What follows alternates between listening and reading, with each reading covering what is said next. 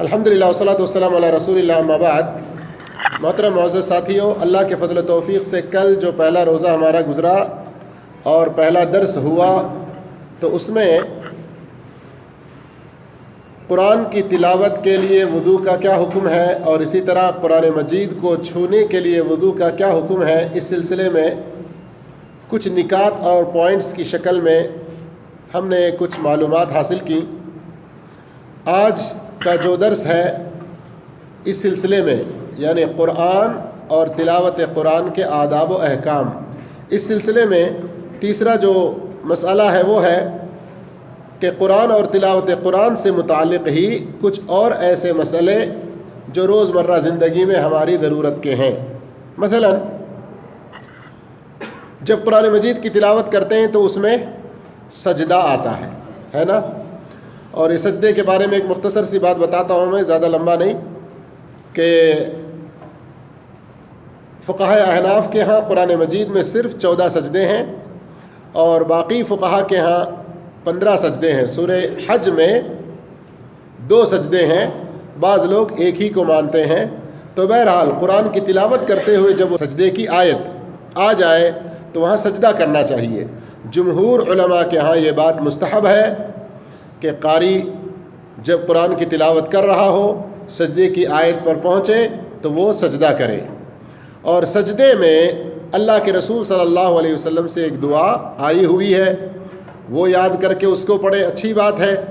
یا نہیں تو عام سجدوں میں جو دعائیں کرتے ہیں ہم، مثلا سبحان ربی الاعلی، سبحانک اللہم ربنا وبحمدک اللہم اغفر لی، یا اللہم لک سجدت وبک آمنت ولک اسلمت، سجد وجہی للذی خلقہ وصورہ وشق سمعہ وبصرہ تبارک اللہ احسن الخالقین. اس طرح ان دعاؤں میں سے کوئی بھی ایک دعا پڑھ لی جائے تو درست ہے. اور یہ بات یاد رکھیں کہ تلاوت کا سجدہ ہو یا نمازوں میں جو سجدہ کرتے ہیں وہ سارے ہی سجدے یہ اللہ رب العالمین کے بہت قریب بندے کو کرنے عمل ہے. آپ صلی اللہ علیہ وسلم کی صحیح حدیث ہے، اقرب ما یکون العبد من ربہ وہو ساجد، بندہ سب سے زیادہ اپنے رب کے قریب جس حالت میں ہوتا ہے وہ سجدے کی حالت ہے. فاکثروا الدعاء، اس سجدے کی حالت میں دعا زیادہ کرو. تو اس کا اہتمام ہمیں کرنا چاہیے. اسی میں دوسری بات یہ ہے کہ سجدے تلاوت کے لیے وضو شرط ہے نہ قبلہ شرط ہے. وضو بھی ضروری، یہی دیکھیں یہاں یہ فرق محسوس کریں. مسئلے میں اختلاف ہے، پہلے بتایا نا ہم نے. راجح قول یہ ہے کہ وضو ہونا چاہیے، کس میں؟ تلاوت کے لیے اور اس کو چھونے کے لیے. لیکن وہی علماء آ کر یہاں کیا کہتے ہیں کہ تلاوت کا سجدہ جب آئے تو وہ سجدہ کرنے کے لیے، جیسے نماز کے لیے وضو، بغیر وضو کی نماز ہوگی، لیکن اگر سجدے تلاوت ہے تو ہو جاتی ہے. اس کا مطلب کیا ہے؟ وہاں کچھ گنجائش. لیکن ایک بات یہ بھی ہو سکتی ہے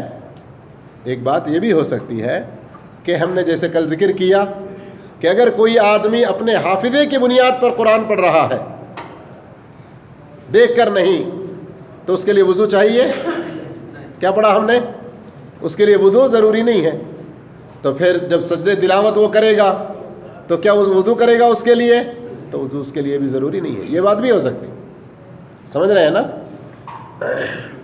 اسی طرح خواتین کے بارے میں بھی علماء کا یہی کہنا ہے کہ نماز کے موقع پر خاتون کو جس طرح کا لباس ہونا ضروری ہے، سجدے تلاوت کے لیے ویسا لباس ہونا ضروری نہیں ہے. شیخ بن باز رحمۃ اللہ علیہ اور دیگر علماء نے بھی اس کی صراحت کی ہے. تیسری بات اس سلسلے میں قرآن کے آداب سے متعلق بات کہ جب قرآن مجید بوسیدہ ہو جائے، یعنی اس قدر پرانا یا پھٹا ہے، اتنا بوسیدہ ہو چکا ہے کہ اب اسے روزانہ نکال کر پڑھنا مشکل ہے، تو کیا کیا جائے؟ تو کیا کسی پاک جگہ میں اسے دفن کر سکتے ہیں؟ تو امام ابن تیمیہ رحمۃ اللہ علیہ کہتے ہیں بوسیدہ قرآن کریم جو پڑھ گیا یا پڑھنے کے قابل نہ رہا تو اسے کسی محفوظ جگہ میں دفن کیا جائے گا. اسی طرح اگر اس کو دفن کرنے کے مقابلے میں وہاں کچھ مصلحت ایسی نظر آئی، راجح صورت یہ نظر آئی، شرعی نقطہ نظر اس کا یہ نظر آیا کہ اس قرآن کی تعظیم یا اس کے کسی بھی طرح کی اہانت اور تدلیل سے بچانے کے لیے اسے جلانا مناسب ہے، اگر ایسا لگا تو جلا بھی سکتے ہیں۔ دفن کریں گے تو کسی کے نکال کے کچھ بھی بے ادبی کرنے کا خطرہ ہے، تو اب اگر اس کو جلا دیا جائے اور کسی ایسی جگہ اس کی راکھ دفن کر دی جائے، اسے جلانا بھی جائز ہے۔ راجح اور شرعی نقطہ نظر کیا ہے کہ اس کی تعظیم کے پیش نظر اور کسی طرح اس کی تحقیر نہ ہو، اس کے ساتھ کوئی ذلت والا معاملہ نہ ہو۔ اس سلسلے میں خلیفہ راشد حضرت عثمان بن عفان رضی اللہ تعالیٰ عنہ کا وہ عمل ہے، صحابہ کرام رضوان اللہ علیہم اجمعین کی موجودگی میں انہوں نے قرآن کریم کے ان نسخوں کو جلا دیا تھا جو جمع قرآن کے بعد جمع شدہ معروف نسخے کے خلاف تھے۔ اگر یہ بات کسی کو سمجھ میں نہیں آ رہی ہے تو بعد میں پوچھ لینا، تفصیل سے بتائیں گے۔ جمع قرآن کے بعد جمع شدہ معروف نسخے کے خلاف تھے، یہ بات اگر کسی کو سمجھ میں نہیں آئی تو بعد میں پوچھ لینا، تفصیل انشاءاللہ بتائیں گے۔ چوتھی بات یہ ہے کہ قرآن کریم کی تلاوت ترتیل سے کرنا چاہیے، یہی چیز مستحب ہے، اور اللہ نے اسی بات کا حکم دیا، وَرَتِّلِ الْقُرْآنَ تَرْتِيلًا، قرآن کو ٹہر ٹہر کر صاف پڑھا کرو۔ اور قرآن کی تلاوت کے وقت آواز کو بھی خوش الہانی کے ساتھ اچھی آواز بنا کے پڑھنے کی کوشش کرنا چاہیے۔ اچھی آواز بنا کے پڑھنے کی کوشش کرنا کہ کیا مطلب؟ مقصد نہیں بتا رہے، نیت نہیں بتا رہے، نیت تو اللہ کی رضا ہونی چاہیے، لیکن آواز اچھی سے اچھی نکال کے پڑھنے کی کوشش کرنا چاہیے، اس لیے کہ رسول اللہ صلی اللہ علیہ وسلم کا فرمان ہے، زینوا القرآن باصواتکم، اپنی آوازوں سے قرآن کو زینت دو۔ ایک اور حدیث میں آپ نے فرمایا، لیس منا من لم یتغن بالقرآن، جو خوش الہانی کے ساتھ، خوش آوازی کے ساتھ قرآن کو نہیں پڑھتا وہ ہم مسلمانوں کے طریقے پر نہیں ہے۔ لیکن جیسے کچھ لوگوں نے بھیجا تھا اور یوٹیوب پر بھی کچھ دیکھنے میں آئے، کچھ لوگ ایسی آواز لگاتے ہیں جیسا کہ وہ کوئی گانا ہو، یہ حرام ہے۔ قرآن کو خوش الہانی میں پڑھنا، اس کا مطلب عرب سے مراد میری یعنی عربی زبان کا جو لہجہ ہے مسلمانوں کا، اور اس میں قرآن پڑھنے کا جو طریقہ ہے خوش الہانی میں، اس میں ہم ان کی نقل کرنی چاہیے اور اس کا ہمیں خیال کرنا چاہیے، ورنہ بعض جگہوں پر بعض ایسے کلپس آئے جن کو سن کر بہت افسوس ہوتا ہے۔ اس سلسلے میں پانچویں بات یہ ہے کہ قرآن کی تلاوت کرتے ہوئے جب ایسی آیت سے گزرے جہاں اللہ کی رحمت کا ذکر ہو، مغفرت کا ذکر ہو، تو کیا کریں؟ اللہ سے رحمت اور مغفرت کا سوال کریں۔ کسی ایسی آیت سے گزرے جس میں رحمت اور مغفرت کا ذکر ہے تو کیا کریں؟ کیوں جواب نہیں دے رہے ہیں ساتھی؟ افطار نہیں کیے ہیں کیا؟ اگر کسی ایسی آیت سے گزریں جس میں عذاب کا ذکر ہے تو کیا کریں؟ عذاب سے، دردناک سزا سے اللہ کی پناہ طلب کریں۔ یہ نبی کریم صلی اللہ علیہ وسلم کا طریقہ تھا۔ اور قرآن مجید کی تلاوت جو ہمیں ایک معمول کے ساتھ جو کرتے رہتے ہیں، اس میں ترتیب کا خیال رکھنا بھی ضروری ہے۔ یعنی ترتیب کیسی؟ جو اس وقت قرآن مجید میں ہے، سورہ فاتحہ، اس کے بعد بقرہ، آل عمران، مائدہ، انعام، اعراف، انفال، توبہ، یونس، ہود، اس طرح سے۔ نبی کریم صلی اللہ علیہ وسلم کا یہی طریقہ تھا، بلکہ جبریل امین کو آپ صلی اللہ علیہ وسلم جو قرآن سنایا کرتے تھے تو اس میں اسی کا آپ صلی اللہ علیہ وسلم خیال فرماتے۔ کبھی نماز میں اگر ایسا ہو گیا، کبھی کہ سورہ ناس پہلے رکعت میں پڑھ لیا اور دوسری رکعت میں سورہ فلق پڑھ لیا، کبھی ایسا ہو گیا تو اس میں گناہ نہیں، لیکن اس کی عادت نہیں بنانا چاہیے۔ اور اس شخص کی نماز صحیح ہوگی نہیں ہوگی جس نے کبھی اگر الٹا پڑھ لیا تو، یعنی مثلا سورہ آل عمران پہلی رکعت میں پڑھا, سورہ بقرہ دوسری رکعت میں پڑھا. درست ہے کہ نہیں؟ ایک مرتبہ اللہ کے رسول صلی اللہ علیہ وسلم سے تہجد کی نماز میں ایسا ذکر ہے کہ آپ نے سورہ بقرہ پوری پڑھی, اس کے بعد نساء پڑھی, اس کے بعد آل عمران پڑھی. اس لیے علماء کہتے ہیں کبھی اگر ایسا ہو گیا تو جائز ہے, گناہ نہیں ہے, نماز بھی درست ہے, لیکن اس کی عادت نہ بنائے. کیوں کہ خود نبی صلی اللہ علیہ وسلم کی عادت مبارکہ کیا تھی؟ ترتیب سے پڑھنے کی تھی. قرآن دیکھ کر پڑھنا افضل ہے یا حافظے سے بنا دیکھے پڑھنا افضل ہے؟ تو یہاں حالات اور اشخاص کے اعتبار سے حکم الگ الگ ہوگا. حالات اور اشخاص کے اعتبار سے حکم الگ الگ ہوگا. البتہ اعتبار اس بات کا ہوگا کہ خشوع و خضوع کس میں زیادہ ہے. قرآن کو سمجھنے, غور و فکر کرنا یہ جو ضروری ہے, یہ کس صورت میں زیادہ ممکن ہو سکتا ہے, اس کا اعتبار کریں گے. اب جس آدمی کو قرآن مجید دیکھ کر پڑھنے میں وہ زیادہ غور و فکر کر سکتا ہے, اس میں اس کے لیے زیادہ خشوع و خضوع ہے, تو کہا جائے گا کہ دیکھ کر پڑھنا اس کے لیے افضل ہے. اگر کسی کے لیے خشوع و خضوع, غور و فکر نہ دیکھ کر اپنی یادداشت کی بنیاد پر پڑھنا افضل ہے, تو اس کے لیے وہ افضل ہے. کبھی ایسا ہوتا ہے کہ رات کے پرسکون ماحول میں جہاں کوئی شور و شغب نہ ہو, اپنے حافظے سے تلاوت کرتے ہوئے انسان اپنے اندر زیادہ خشوع محسوس کرتا ہے اور اس میں زیادہ تدبر کرتا ہے. اگر ایسی صورتحال ہے تو وہ اس کے لیے افضل ہے. کبھی کوئی ایسی جگہ ہوگی جہاں شور و شغب ہوگا, کسی طرح کا شور و غل ہوگا, یادداشت کی بنیاد پر پڑھنے سے توجہ بڑھ جانے کا اندیشہ ہے, تو اس کے لیے دیکھ کر پڑھنا یہ افضل ہوگا.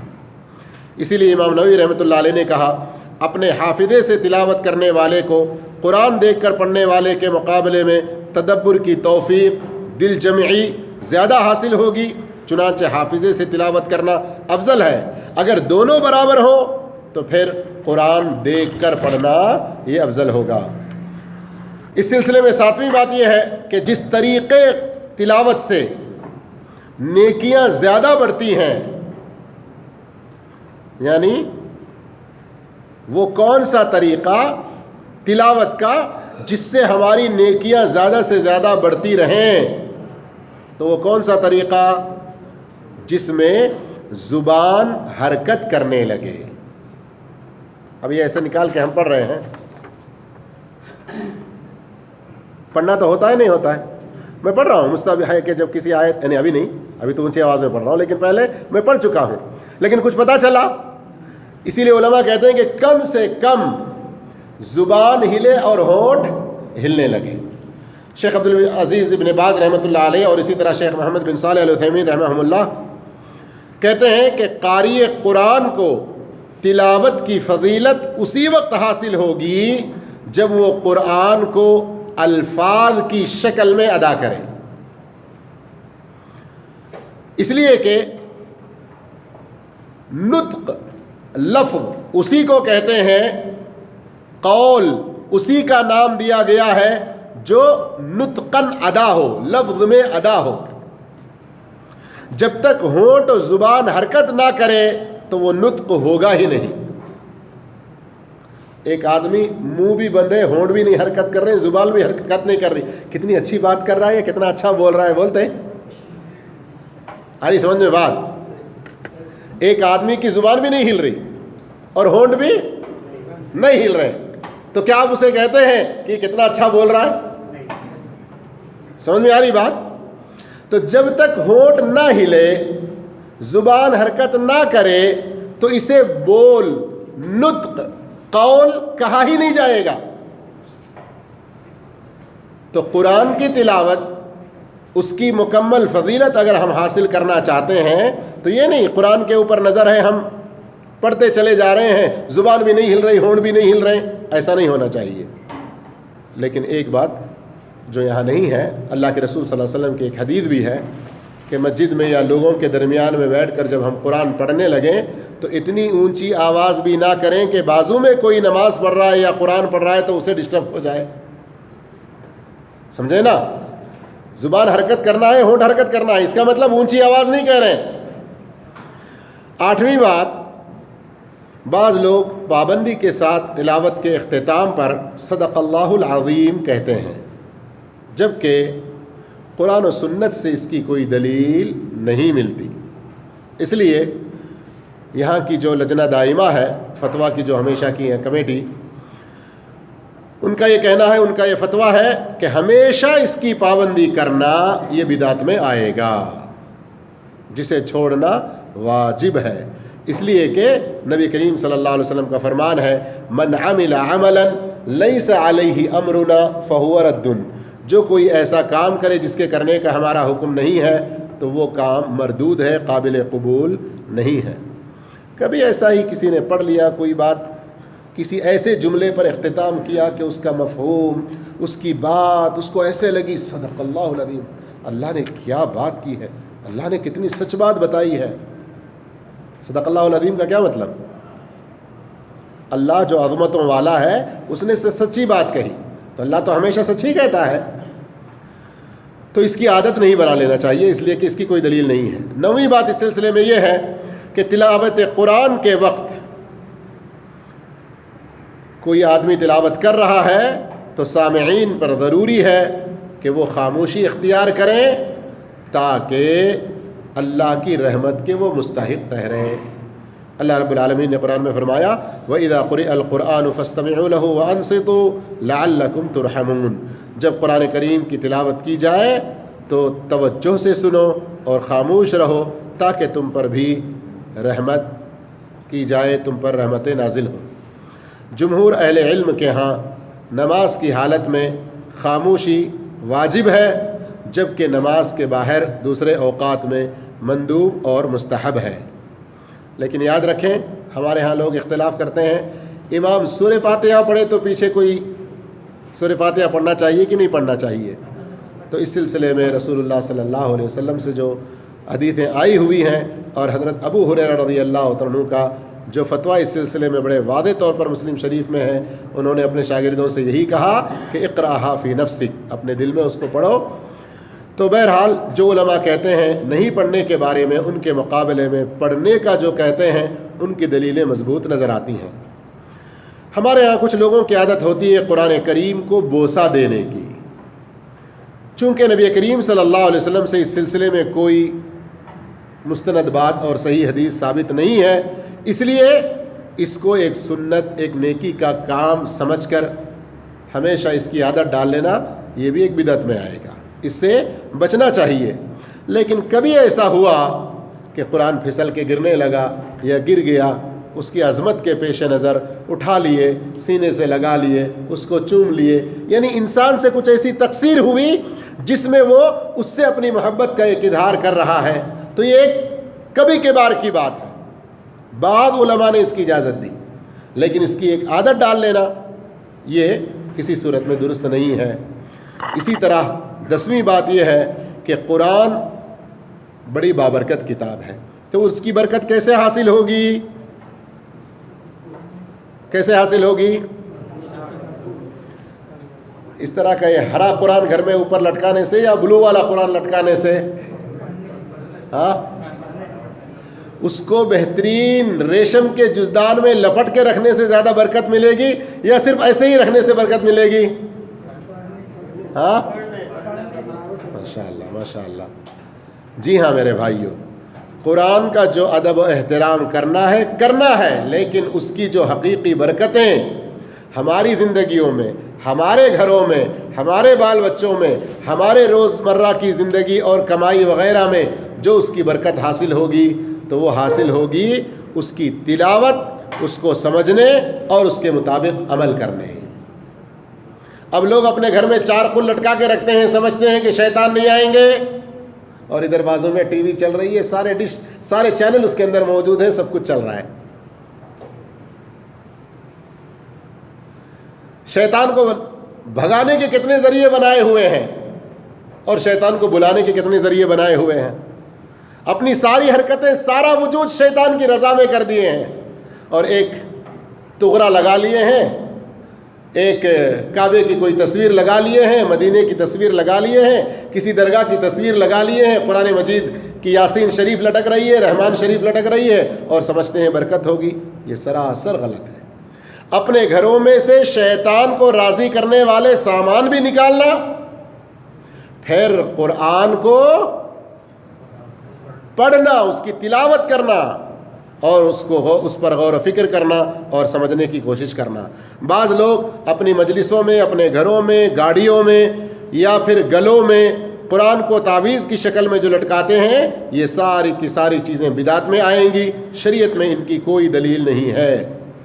اور اس سلسلے کی 11ویں بات یہ ہے کہ مسلمان پر ضروری ہے کہ وہ قرآن کے ساتھ اپنا رشتہ مضبوط جوڑ کے رکھے، قرآن کے ساتھ اپنا تعلق گہرا رکھے، اس سے اپنا تعلق نہ توڑے۔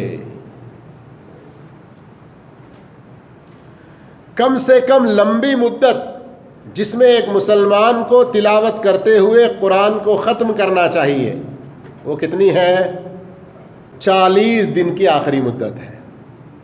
کسی مسلمان پر 40 دن ایسے نہ گزرے کہ وہ ایک مرتبہ قرآن شریف کو ختم نہ کیا ہوا ہو۔ اگر اس سے زیادہ لمبی مدت گزرتی ہے، اس کا مطلب اس کا شمار ان لوگوں میں ہوگا جو قرآن سے اپنا رشتہ توڑنے والے ہیں۔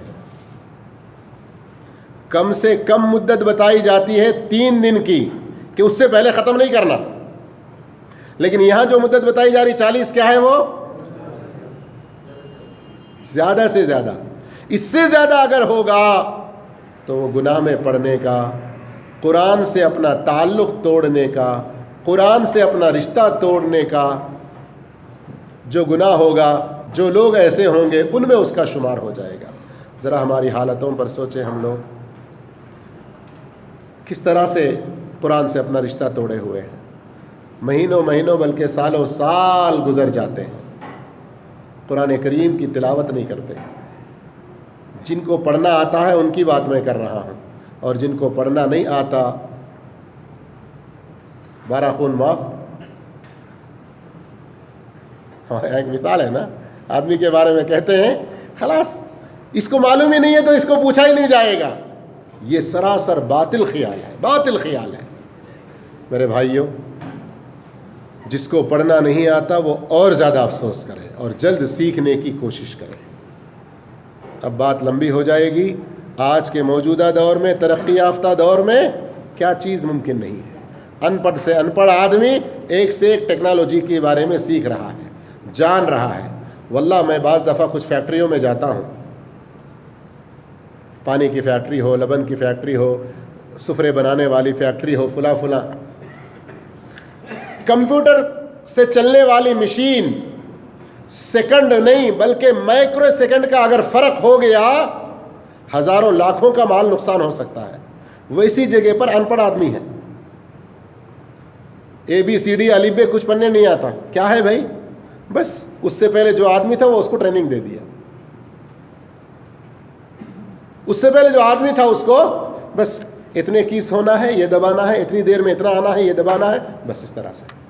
یہ میں کہہ رہا ہوں نا، اگر یہ ساری مثالیں میں اپنے آنکھوں سے جو لوگوں کو دیکھا ہوں بہت زیادہ ہو جائیں گے۔ میں یہ مثالیں کیوں بتا رہا ہوں؟ قرآن کا سیکھنا اور آسان ہو گیا ہے، اس میں اگر آپ اپنا دماغ نہیں لگائیں گے، اپنی صلاحیتیں استعمال نہیں کریں گے، اللہ کے پاس بہت سخت پوچھ ہوگی۔ تو قرآن زیادہ سے زیادہ مدت لمبی اتنی دن کی ہے، 40 دن کی ہے۔ اگر اس سے زیادہ کوئی چھوڑتا ہے تو وہ قرآن کو چھوڑنے والوں میں شمار ہوگا۔ اللہ عز و جل سے دعا کرتے ہیں اللہ ہم سب کو نیک توفیق عطا فرمائے اور قرآن کے ساتھ اپنا تعلق، اپنا رشتہ گہرا اور مضبوط بنانے کی توفیق دے۔ جزاکم اللہ خیر، السلام علیکم و رحمۃ اللہ وبرکاتہ۔